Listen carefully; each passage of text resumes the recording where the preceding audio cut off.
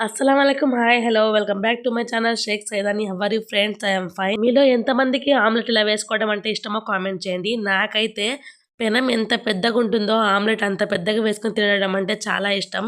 మా హస్బెండ్‌కైతే కడాయిలో చిన్నగా వేయడం అంటే ఇష్టం. నాకైతే ఇలా పెద్దగా వేసుకొని తినడం అంటేనే ఇష్టం. ఇంట్లో ఎవరు లేనప్పుడు ఈ రకంగానే ఆమ్లెట్ వేసుకొని నేను తింటాను. ఫస్ట్ 2 ఎగ్స్ తీసుకొని ఒక బౌల్‌లో పగలగొట్టి వేసుకున్న తర్వాత మంచిగా ఒక 2 ఆర్ 5 మినిట్స్ అయితే మంచిగా బీట్ చేసుకుంటాను. చిటికెడు పసుపు, టేస్ట్‌కి తగినంత సాల్ట్, టేస్ట్‌కి తగినంత కారం వేసుకొని ఇంకోసారి మళ్ళీ బీట్ చేసుకుంటాను. ఇంకా ఆనియన్స్, కొత్తిమీర అలాంటివి ఏం వేయకుండా ఉట్టి ఇలానే ఆమ్లెట్ వేసుకొని తింటాను. నాకు చాలా ఇష్టం.